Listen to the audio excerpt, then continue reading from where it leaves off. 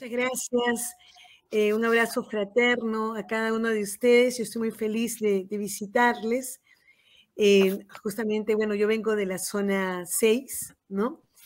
Y bueno, compartí con ustedes este tema tan importante que es el niño concebido. Voy a intentar compartir diapositiva, a ver si me resulta.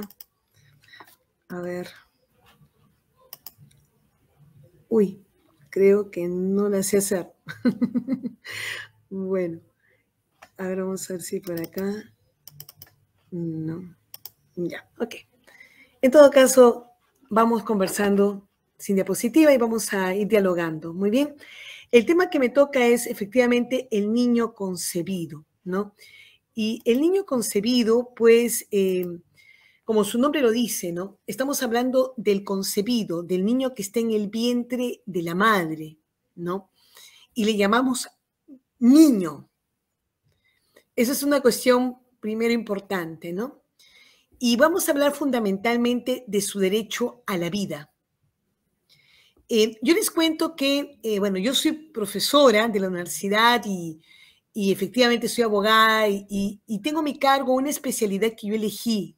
Me gusta mucho, que es la especialidad de los derechos de los niños y adolescentes. Esa es mi especialidad.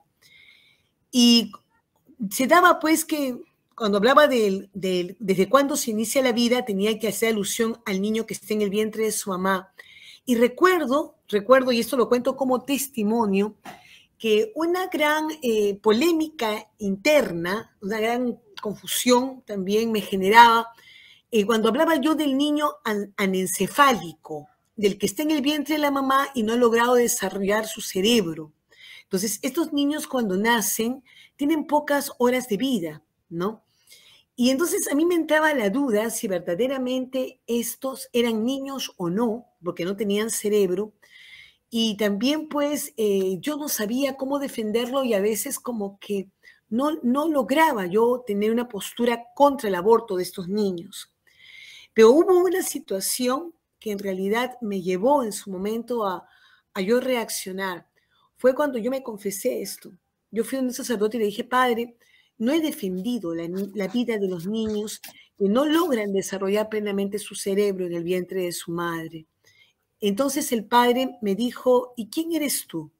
¿Tú eres Dios? Porque solamente Dios tiene la potestad de decidir sobre la vida o la muerte. Y tú no eres Dios. Cuando me dijo esto el sacerdote, en realidad ya desde entonces ustedes me veían que yo defendía con todas mis fuerzas, con todo lo que el Señor me iluminaba, la vida, no importando cuáles sean las condiciones del niño en el vientre de la madre. Entonces, yo parto de este testimonio, ¿no? Primero, para justamente hacernos reflexionar sobre el tema que vamos a tocar. Pero sin embargo, a pesar que la vida está en manos solamente de Dios, hay algunos grupos, ¿no?, sociales que buscan confundirnos. Lamentablemente, pues se ha visto mucho el tema de los derechos de la mujer, y los derechos de la mujer han buscado abarcar también los derechos del concebido. ¿De qué manera? Con distintos pronunciamientos que vamos a conversar. En primer lugar, por ejemplo, diciendo, mi cuerpo es mío. Y desde el momento que el feto, dice, ¿no?, el feto está en mi vientre, entonces yo puedo disponer de él, ¿no? Si yo quiero, me lo puedo sacar, ¿no? Y bueno, esto es una primera mentira. O sea, hay que entender que detrás de todos los argumentos que voy a decir, hay mentiras. Y ustedes saben que detrás de las mentiras está Satanás, ¿no? Porque él justamente no busca la luz de la verdad, sino busca mantenernos en la oscuridad, en las tinieblas. Y esto es falso, porque si bien es cierto, mi cuerpo puede ser mío, pero el cuerpo que yo llevo en el vientre no me pertenece. ¿De acuerdo? Este cuerpo, este niño que está en el vientre de su madre, no es un órgano más, como podría ser un riñón, como podría ser un pulmón, no. Este es un niño que tiene su propia sangre, su propia genética, su propio ADN. Y por lo tanto tiene sus propios brazos, su propio corazoncito, sus propios pulmones, ¿no? Tiene todo, ¿no? Tiene todo. Y esto, pues, y si afirmamos que le pertenece a la mujer, entonces tendríamos que decir que la mujer tiene 4 brazos, 4 piernas, 2 corazones, pero no le pertenece. Es un ser autónomo. Es lo primero que tendríamos que plantearnos nosotros. Y ir escuchando, meditando, acogiendo en nuestro corazón y abriéndonos a la luz del Espíritu Santo, porque en realidad van a haber muchos momentos en que tengamos que defender la vida, ya sea en nuestra familia, ya sea en nuestro trabajo, ya sea en una conversación con una amistad, ¿no? Siempre van a salir esos temas que son polémicos, ¿no? Pero nosotros estamos para llevar la luz de Cristo. También, por ejemplo, se dice, tengo derecho a decidir sobre mi vida, pero relacionado con el argumento anterior, si bien es cierto tenemos derecho a decidir sobre nuestra vida o proyecto de vida, pero nuestro proyecto de vida no puede atentar contra la vida, ¿no? Yo, bueno, en estos momentos es un niño no esperado, es por lo tanto no es deseado. Yo no quiero en estos momentos a este niño porque yo quiero mi trabajo, quiero salir adelante y en estos momentos no estén mis planes. Entonces tengo derecho a decidir sobre mi vida. Por supuesto que todos tenemos derecho, tenemos la libertad de decidir sobre nuestra vida, pero este derecho tiene límites, repito, cuando estamos hablando de la vida de otro ser humano que está en el vientre. O algunos dicen, no, pero también traer estos niños es traerlos para sufrir. Pero, ¿quiénes somos nosotros para poder saber el futuro de este niño, su destino? Hay muchas parejas que no pueden tener hijos y que recurren a la adopción. ¿Acaso no puede ver un buen destino para este niño? ¿Por qué tenemos que tachar que va a ser infeliz y por lo tanto es mejor que no nazca? Esas frases en realidad lo que hacen es, como decíamos más temprano, a jugar que somos Dios, ¿no? Y que podemos decidir sobre lo más sagrado que es la vida. Porque si no hay vida, no hay nada. Y lo hemos sabido muy bien en estos últimos tiempos. En estos tiempos de la pandemia hemos valorado altamente lo que es la vida. Algunos dicen también, no, el aborto es un derecho. Abortar es un derecho de la mujer. Cuidado, eso es como que dijéramos que asesinar es un derecho. No, no es un derecho, es un delito.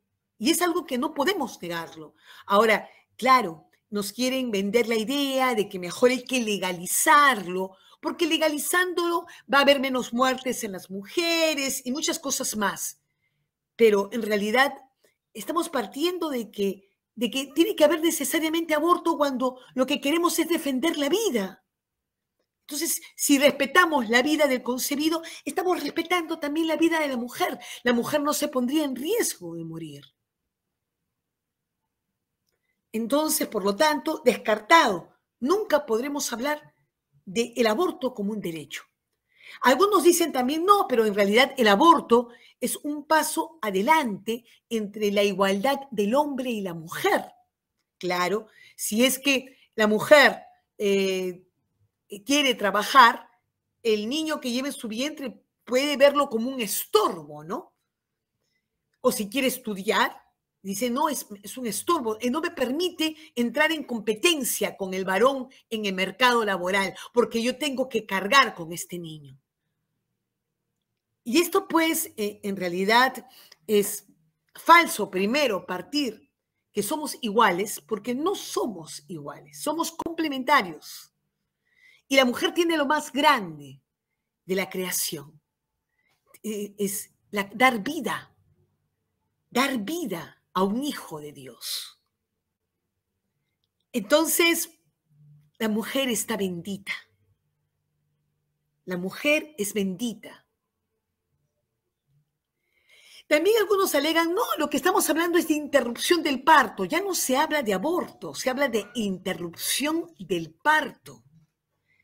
Y esto, por ejemplo, lo estamos viendo, no sé si se han enterado, pero hace poco el Tribunal Constitucional en Colombia acaba de aprobar el aborto, ¿no? El Tribunal Constitucional, en una sentencia, para que las mujeres puedan abortar en cualquier supuesto, con solamente desearlo, hasta, se dice, las 24 semanas. O sea, se habla de interrupción y se habla de semanas, ¿no? ¿Qué forma de ocultar lo que hay detrás?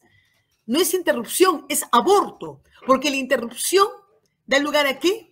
A que algo pueda luego continuar. Y el aborto lo que hace es terminar definitivamente con la vida del concebido. Eso es lo primero. Y se hablan de semanas, porque se evita hablar de meses, ¿no? Porque estamos hablando de 6 meses. Hay que orar mucho por Colombia, porque no sabemos lo que va a pasar con Colombia por haber aprobado esta muerte a niños inocentes hasta los 6 meses en el vientre de su madre. Pidamos que se deroguen estas normas, que no rijan finalmente esto en Colombia, porque muy orgullosas algunas personas han declarado en medios que es el primer país de la región que que ha establecido el aborto de manera legal. Tampoco es una decisión. Algunas personas se pueden plantear, bueno, finalmente es una decisión de la persona, ¿no? Es su vida privada. Cuidado, eso no va con un cristiano. El cristiano, es más, nosotros desde el bautismo somos ¿qué cosa? Somos sacerdotes, reyes y profetas. El profeta tiene que denunciar. El profeta no se queda callado. El profeta denuncia el pecado. El profeta denuncia cómo acecha Satanás al mundo. Pues a nosotros nos corresponde denunciar el aborto como una obra de Satanás. No podemos decir, no, bueno, finalmente que decía, no, cuidado, sería actuar como cómplices, quedarnos callados y es más, cometer el pecado de omisión, porque no dijimos nada, nos enteramos que de repente un miembro de nuestra familia iba a abortar y no dijimos nada, o supimos de una amistad que iba a abortar y nos quedamos callados. Eso es pecado de omisión. Y es una decisión, dicen algunos. Es mi decisión. No tiene por qué meterse nadie porque es mi vida, mi decisión. Pues yo les digo que si hoy día vamos a ir reconociendo que la mujer tiene derecho a matar al niño que tiene en su vientre, porque es su decisión, porque este niño que tiene en su vientre termina siendo para ella un estorbo contra su proyecto de vida, contra su realización personal, entonces el día de mañana también tendríamos que autorizar a que podamos dar muerte a nuestros padres cuando ya están ancianos y no nos dejan hacer, según nosotros, nuestro proyecto de vida.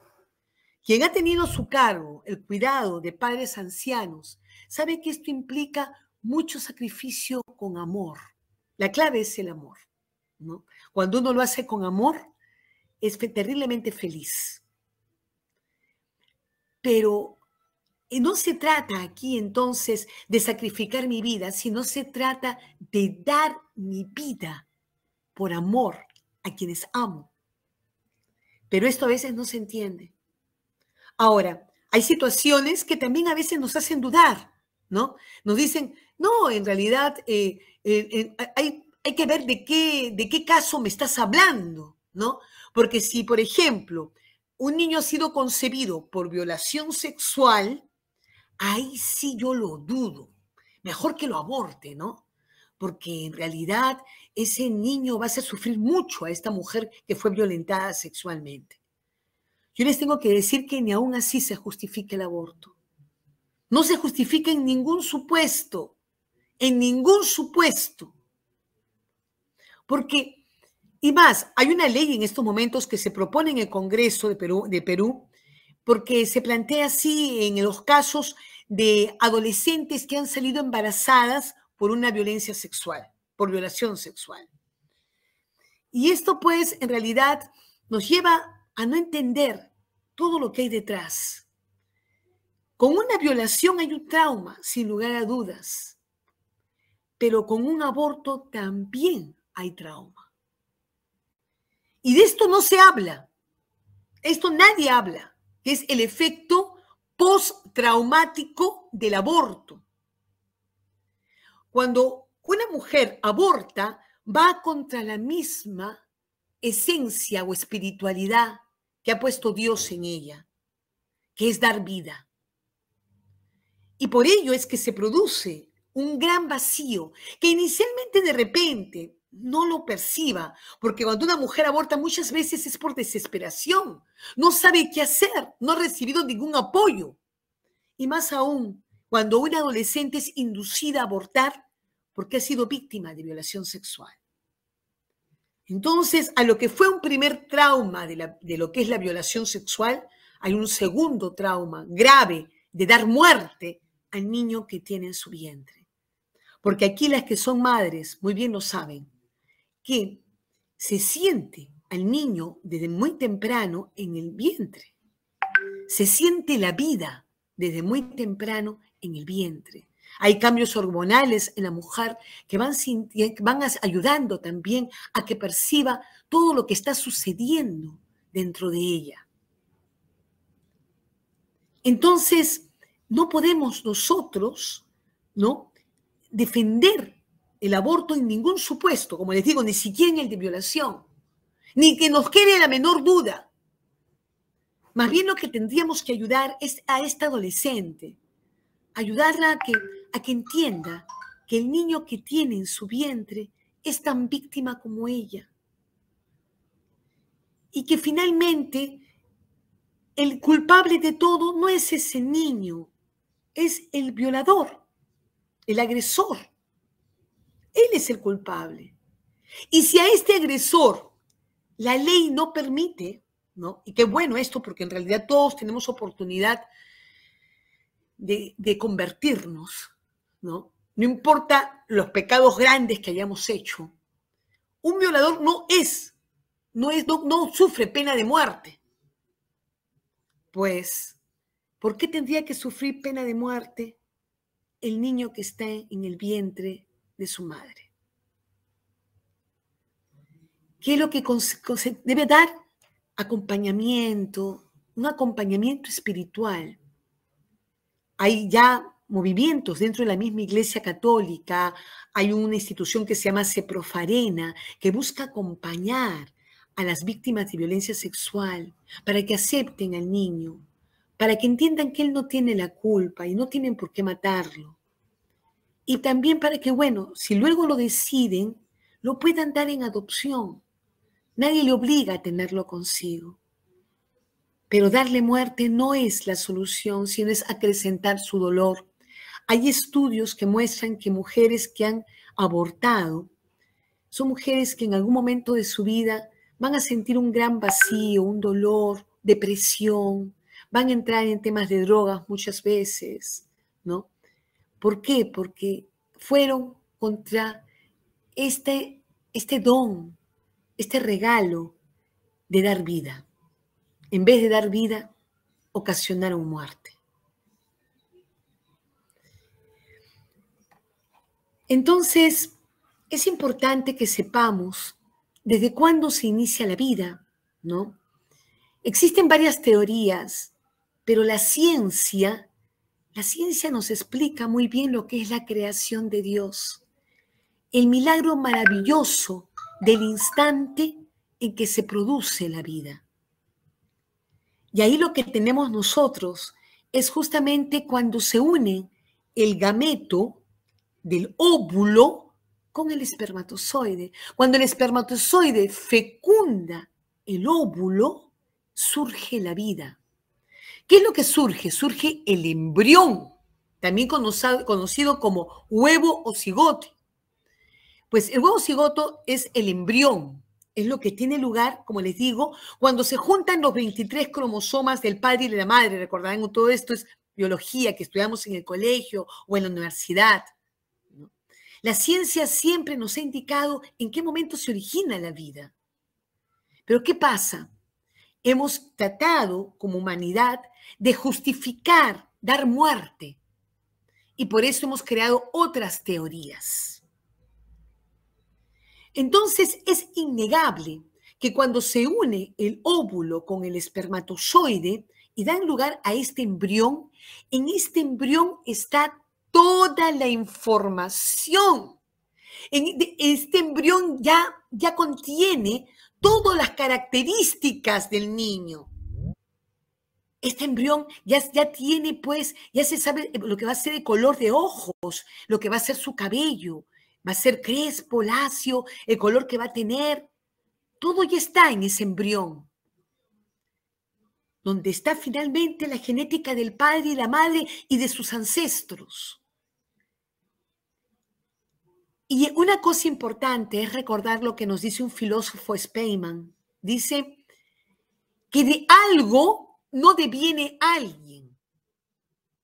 O sea, el embrión siempre fue alguien, no fue algo.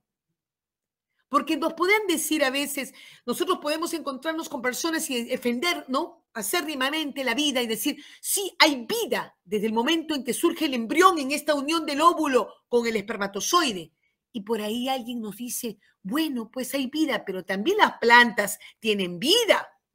No sé, también las plantas tienen vida. Lo que hay ahí es un poco de tejidos, pero me están diciendo que hay vida. Bueno, puede ser que haya vida, pero bueno, pues hay vida también en las plantas, ¿no?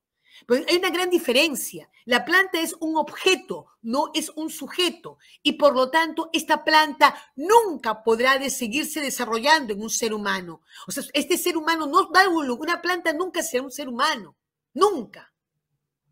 En cambio, el embrión ya es un ser humano. Entonces, es un sujeto. Otras teorías buscan, pues, decirnos que no, en realidad la vida comienza cuando se anida el óvulo, perdón, cuando se anida el embrión en el útero. Cuando se coloca el embrión en el útero, es recién ahí donde hay vida. Y normalmente esto sucede a los 21 días de la concepción o de la fecundación del óvulo. Entonces, antes de esos 21 días, dicen, hay un preembrión. El embrión recién surge cuando se anida, cuando se coloca en el útero. ¿Qué es esto? Es una mentira total. No existe científicamente la figura del preembrión para comenzar. ¿Y por qué esta teoría? Porque, por ejemplo, se busca justificar lo que es la píldora del día siguiente. Habrán escuchado, pues, de esta píldora. Esta píldora lo que busca es que el útero se ensanche, se engruese, y esto dé lugar ¿a qué? A que bote el embrión. Cuando el embrión se quiere colocar, lo bota. Y es aborto. Es un método abortivo. Hasta el Tribunal Constitucional lo dijo, pero luego se plantearon una serie de argucias legales y ahora se permite la entrega de la píldora del día siguiente, a pesar que es abortiva. La té de cobre también es abortiva. Y a veces no sabemos, pero, por ejemplo, lo que es la reproducción asistida, estos embriones que se fabrican en el laboratorio, ¿no? Cuando justamente hay problemas de fertilidad y se coge, pues, el semen del hombre, ¿no? El óvulo de la mujer y se busca, pues, ahí la unión de los gametos. Y se crean varios embriones. Y solamente un embrión se introduce en la madre. ¿Y qué se hace con los demás embriones en el laboratorio? Se botan, se desechan. Entonces, la ciencia, los avances científicos, digámoslo, para buscar fertilidad o para hablar de derechos reproductivos de la mujer, en donde ésta tiene derecho a no salir embarazada, ha llevado que en realidad hay algunos excesos, como estamos viendo, y excesos que producen aborto. Y el aborto es muerte. Muerte al embrión, muerte al ser humano. Otras teorías nos plantean que en realidad la vida surge cuando ya se ha desarrollado plenamente el cerebro. Y esto puede ser a los 2 meses después de la concepción. Imagínense, 2 meses. Entonces son una serie de mentiras, como les digo, que no tienen sustento científico, porque en realidad está demostrado, como les decía yo, un biólogo celular como es Angelo Luigi Vescovi, decía textualmente, ¿no? La vida humana comienza en el momento de la concepción, de esta fecundación que estamos diciendo del óvulo por espermatozoide. El embrión es un ser humano, lo que se produce inmediatamente. Y dice, esto es innegable, que el embrión sea un ser humano. Cualquier intento de hacer comenzar la vida en un momento posterior a la concepción es arbitrario y no tiene argumentación científica. O sea, todo lo que estamos hablando de la anidación, que comienza la vida con la anidación o que comienza la vida recién con el desarrollo del cerebro, no hay un sustento científico para afirmarlo. Sino lo que es finalmente un argumento utilizado, ¿no?, por algunos políticos, ¿no?, por algunos grupos sociales para finalmente favorecer prácticas abortivas tempranas. Ahora, nuestra normativa actualmente dice que el concebido es niño. Pero, ¿qué pasa? Tenemos esas amenazas continuas en el Congreso de la República. Esas amenazas de leyes que buscan legalizar el aborto. Legalizar el aborto es como legalizar el asesinato. Como legalizar que sea permitido matar a una persona por robarle un celular. O sea, no podemos permitir que se legalice.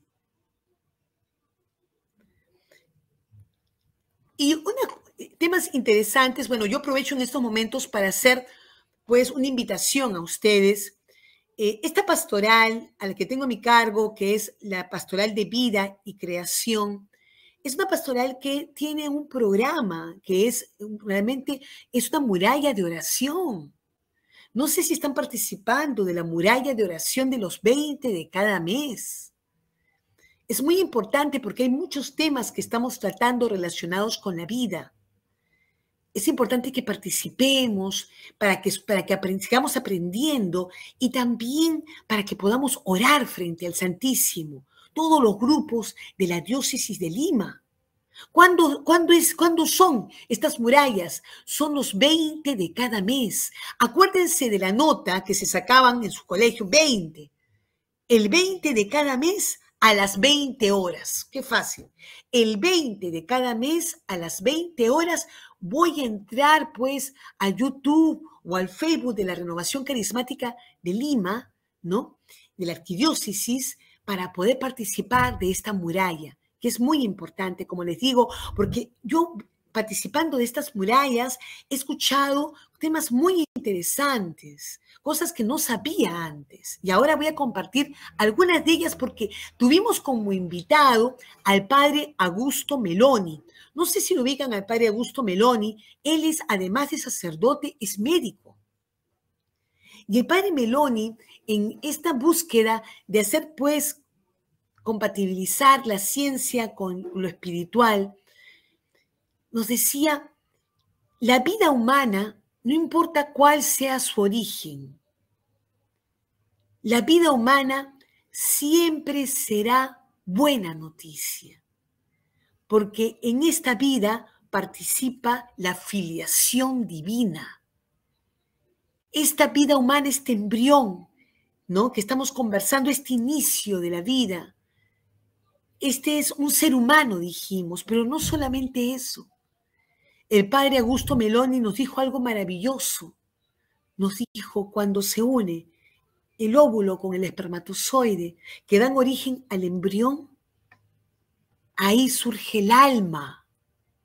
En realidad nunca lo había pensado de esa manera, pero el Padre, guiado por la acción del Espíritu Santo, supo darle la relevancia al embrión, darle la relevancia a este ser humano, que lo único es que está en una etapa inicial, así como cuando es distinto, pues definitivamente, cuando un niño nace, cuando un niño gatea, cuando un niño corre, son distintas etapas de desarrollo.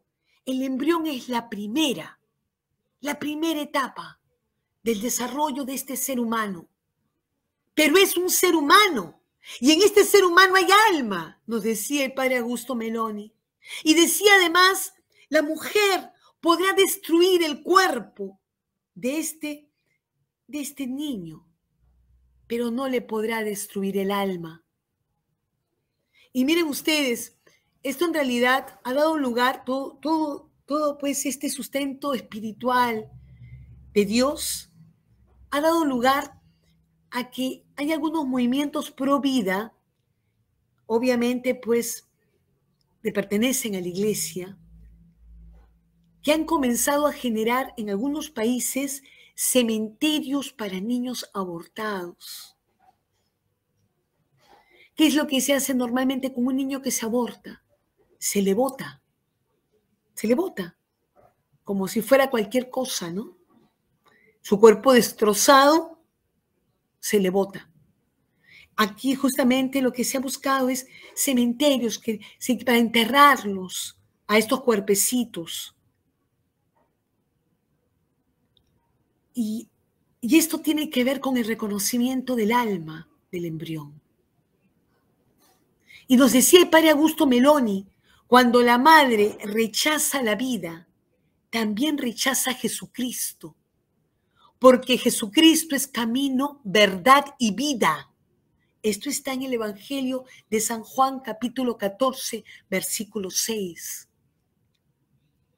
Y decía que hay una relación muy estrecha, muy íntima, muy espiritual entre la mujer y el niño concebido. Y decía, pues, por eso la mujer es bendita. Como cuando el encuentro de nuestra Santísima Madre con su prima Isabel, y su prima Isabel le dice, bendita eres entre todas las mujeres. ¿Por qué? Efectivamente, toda mujer es bendita por ser dadora de vida, pero ella era la bendita sobre todas porque ella era la madre del Salvador. Y una cosa también que nos explicaba, muy interesante, que ya tiene que ver con una cuestión más científica, no médica, decía, miren, cuando hay un trasplante de un órgano, ustedes lo saben seguramente, pues cuando hay un trasplante de un órgano hay una respuesta inmunológica, ¿no es cierto? O sea, naturalmente nuestro organismo no acepta células ajenas. Cuando, por ejemplo, conocemos que una persona ha sido trasplantada del riñón, inicialmente el organismo, ¿qué es lo que hace? Lo rechaza, ¿no? Y por eso hay que tomar una medicación para que no lo rechace. Cuando el embrión comienza a desarrollarse con sus propias células, porque es un ser distinto al de la madre, este embrión, él mismo se hace acoger, decía.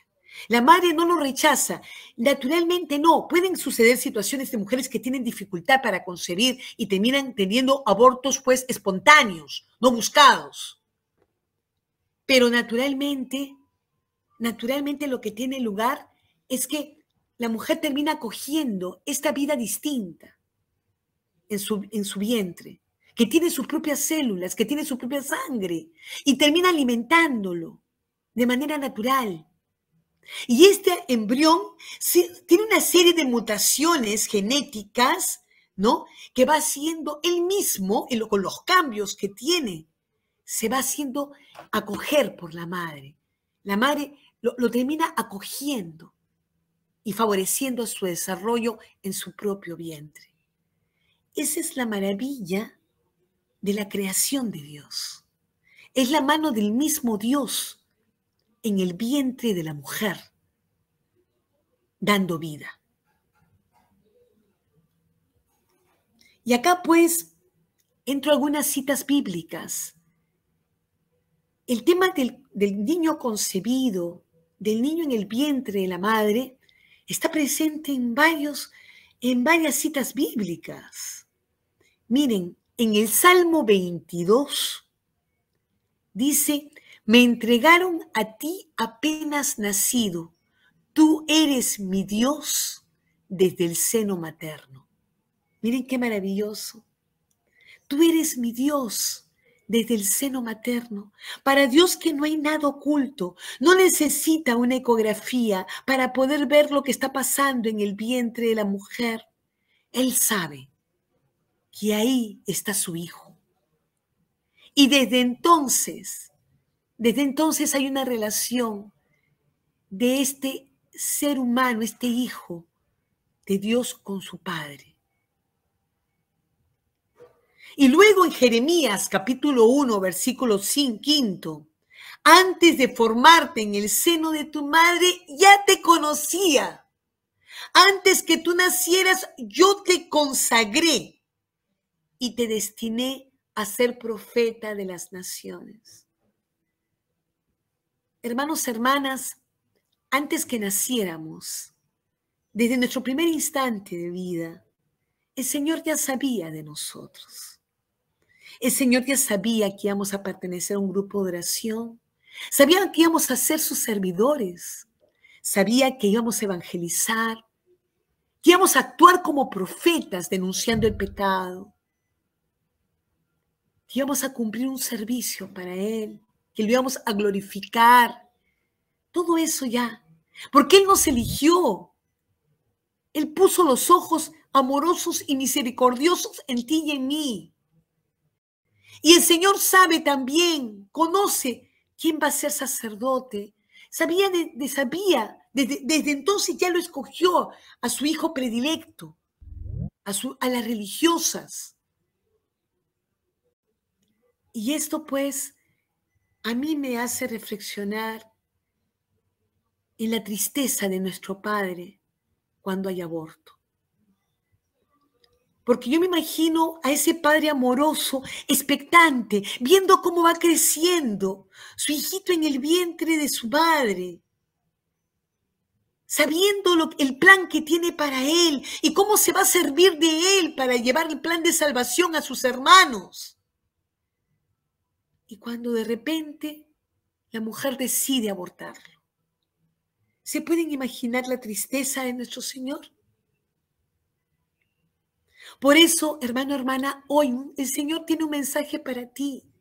Nosotros no podemos permanecer callados, nosotros tenemos que defender siempre la vida. Es más, es un principio de la renovación carismática, la defensa de la vida y la creación. Y todo carismático y todo cristiano, católico, es pro vida.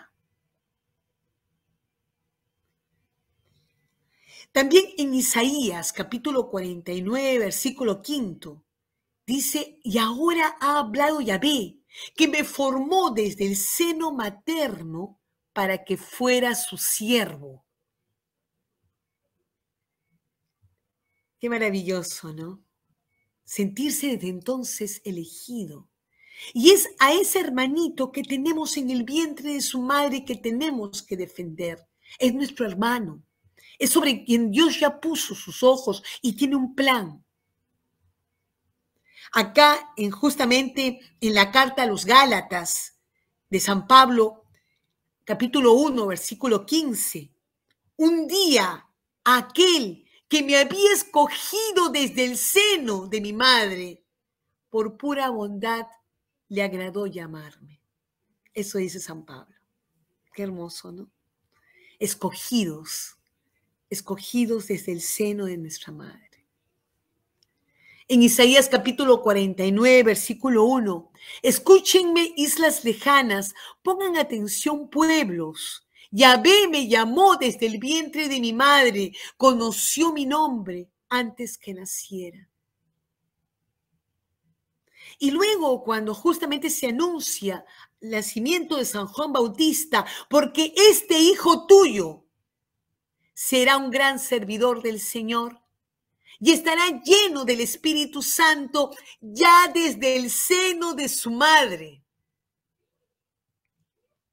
San Juan Bautista su Pentecostés en el seno de su madre. ¿Qué tal forma, hermanos, hermanas, de resaltar, de poner en su sitio y darle dignidad al niño que está en el vientre de la madre, a este concebido, a este Hijo de Dios en quien Él pone sus ojos, a este que puede infundir el Señor su Espíritu Santo y regalarle un Pentecostés, a este siervo elegido? Y en el Salmo 139, versículo 13, pues eres tú quien formó mis riñones, quien me tejió en el seno de mi madre. Hermanitos, hermanitas, aquí tenemos pues la obra de Dios, su creación bendita, el dador de vida, nuestro Señor. Somos nosotros sus hijos y como hijos tenemos que actuar con obediencia a Él y buscar que nuestro Padre no se entristezca. Por eso les decía que hay que orar mucho por Colombia. No sé que en realidad que no se despierte la ira de Dios, porque en realidad dar muerte a los concebidos hasta los 6 meses es en realidad un genocidio. En realidad es un genocidio. Es dar muerte a todos estos niñitos que no tienen forma de defenderse. Después repetir lo que pasó con Herodes, ¿no? Finalmente está siendo una sociedad guiada por el mal y actuando como Herodes. Yo te voy a invitar a que hagamos un momento de oración para pedir por todas esas mujeres que hoy, hermanos, están confundidas, están asustadas, están desesperadas porque no saben qué hacer.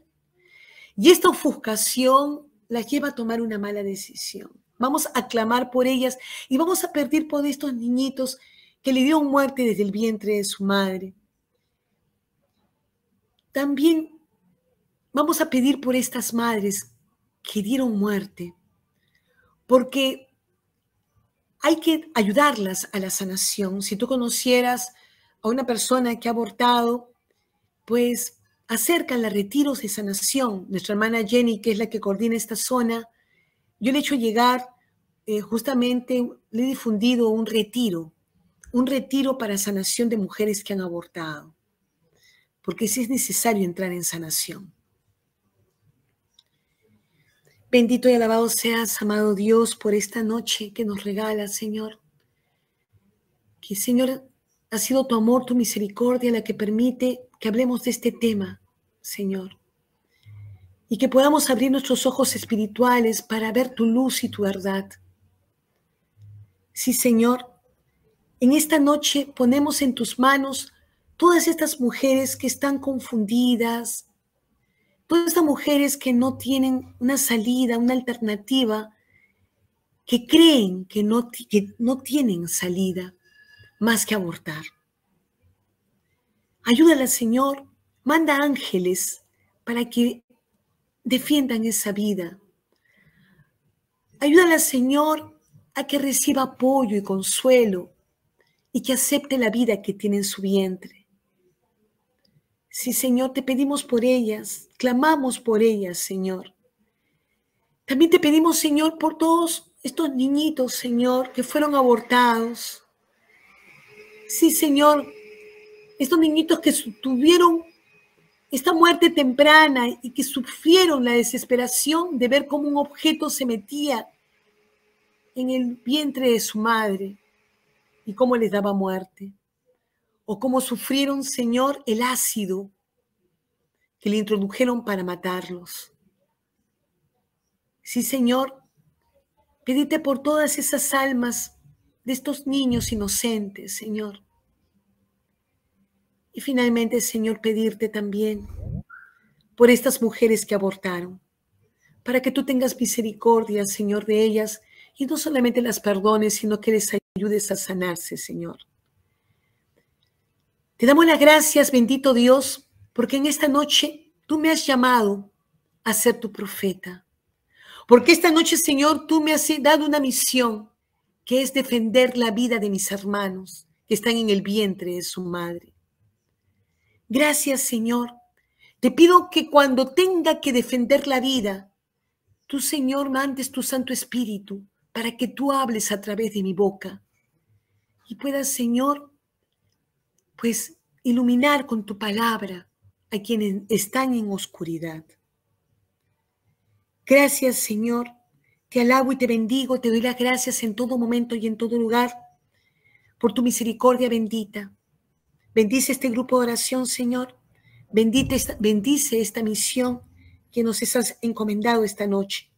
Gracias, Señor. Alabado, glorificado, exalzado seas por todos los siglos de los siglos. Amén.